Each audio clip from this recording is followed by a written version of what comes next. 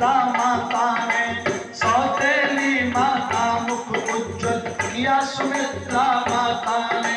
था सौहार्द सगे भाई से ज्यादा भ्राता भ्राता में, था सौहार्द सगे भाई से ज्यादा भ्राता भ्राता में। ऐसे ही परिवार बनाकर घर में स्वर्ग बुलाना है, ऐसे ही परिवार बुलाकर घर में स्वर्ग बुलाना है, ऐसे ही परिवार बुलाकर घर में स्वर्ग बनाना है, घर में ही परिवार बनाकर घर को स्वर्ग बनाना है। अरे घर को स्वर्ग बनाना है, घर को स्वर्ग बनाना है। माता बहनों, राम को वनवास हुआ लेकिन दूसरा सहयोग जा रहा है। कैसे कैसे परिवार, कैसे कैसे लोग। एक सौतेली माता ने अगर कहीं थोड़ी खाई भी करी है, गड्ढा भी करा है, चूक भी करी है, तो जैसे उसमें थोड़ी कटौती आई है तो दूसरी सौतेली माता ने उस बात को संभाल लिया। उससे चूक हुई तो सुमित्रा ने उसको संभाल लिया। माता बहनों, ये टकसाल होती थी, घर नहीं, वो ग्रस्त तपोवन होते थे। ग्रस्त में देवता निवास करते थे। देवता का मतलब वो नहीं जिनको हम देख रहे हैं, देवता का मतलब देवत्व जिनके अंदर कूट कूट के भरा, जो देने की सामर्थ्य रखते हो। एक छोटी सी घटना मुझे याद आती है, दैनिक जागरण में एक बार छपी थी। उस घटना को मैंने पढ़ा कि देवत्व कहते किसको। दो छोटे छोटे बालक अनाथ हो गए, अनाथ, पता नहीं कैसे, माँ भी खत्म, बाप भी खत्म।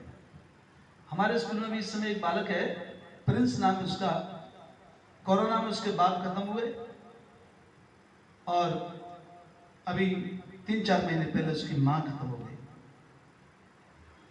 एक दिन हमारे एक टीचर ने उसकी 6 महीने की फीस नहीं आई तो उस बालक को क्लास से बाहर खड़ा कर दिया। मुझे जानकारी नहीं थी, ये तो पता थी कि इसके पिताजी खत्म हो गए हैं, लेकिन ये नहीं पता थी कि इसकी माँ भी खत्म हो गई। अब वो बालक मेरे पास आया कि सर जी, मुझे सर जी ने निकाल दिया, मेरी फीस ना आई। तो मैंने कहा बेटा तुम्हारी फीस 6 महीने से नहीं आई, कोई परेशानी है, कोई दिक्कत है? कि हाँ सर जी, पहले मेरे पापा खत्म हो गए, मैंने वो तो मुझे पता है, तो कभी 1 महीने पहले मेरी माँ खत्म हो गई। अरे मैंने कहा यार बेवकूफ, तू कम से कम मुझे बता देता कि मेरी माँ खत्म हो गई है तो मैं तेरी फीस की चर्चा क्यों करता है। मैंने उस मास्टर को बुलाया, मैंने कहा भैया जब तक मेरा स्कूल है तब तक पढ़ना, और उसके भाई को बुलाया, बड़े वाले को, कि तू जब भी जरूरत हो तो मुझे याद करना। मुझे नहीं पता है कि मैंने कभी बोला छोड़ा हो ना छोड़ा हो, लेकिन मुझे ऐसे बच्चों की मदद करने में आत्मसंतोष मिलता है।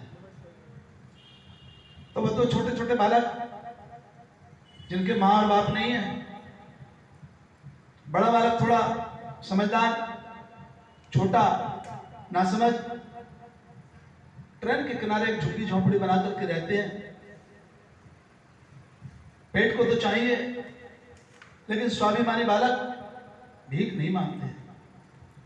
बड़े वाले ने छोटे से कहा तुम झुग्गी में रहना, झोपड़ी में रहना, और मैं किसी लाला के यहाँ बनिए की दुकान पे अपना काम लगा लेता हूँ। तंदुरुस्ती अच्छी थी तो जॉब मिल गई, नौकरी मिल गई,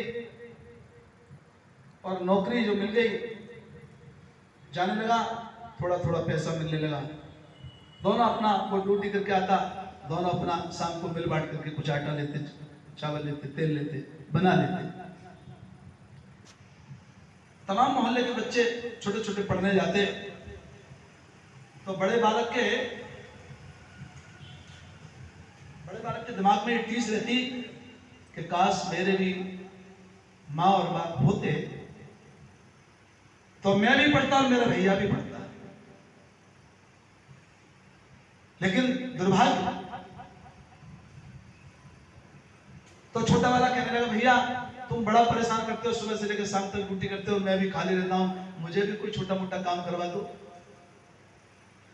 तो बड़े वाले ने कहा बेटा भैया तू अभी छोटा है, अभी तो मैं ही तेरे बाप का काम करूंगा, बड़ा बाप के समान होता है भाई। ना माना, कोई बात नहीं, उसने अपने लाला की दुकान से वो जो माचिस के पैकेट होते हैं वो पैकेट लेकर के उसके थैले में रख दिए कि चल तू ना माना तो तेरा भी मन बहल जाया करेगा और तू अपना कमाएगा तो क्या तेरा टाइम व्यतीत हो जाएगा। पहला दिन हुआ, शाम को पैकेट लाया, थैले में रखे और थैले में लेकर के वो गलियों में चला कोठियाँ थी, कोठियों में बड़े बड़े बंगले थे, बड़े बड़े मालदार लोगों के बंगले थे, कोठियाँ थी। एक छज्जे के बाहर एक कुर्सी पर एक महोदय बैठे थे, तहमत बंधा हुआ, बनियान पहने हुए, घर से छिप के वो सिगरेट पीते थे। छिप के सिगरेट तो थी लेकिन माचिस नहीं थी। इतनी देर में ये बालक उस गली से निकला और बालक ने आवाज लगा दी, माचिस ले लो माचिस। उनके कान में जब आवाज पहुंची तो उन्होंने इशारे से थोड़ा आवाज दी और कहा, बेटा सड़क पे कोई जीना था, बेटा एक जरा माचिस दे जा। वो बालक जीने में चढ़ता हुआ गया और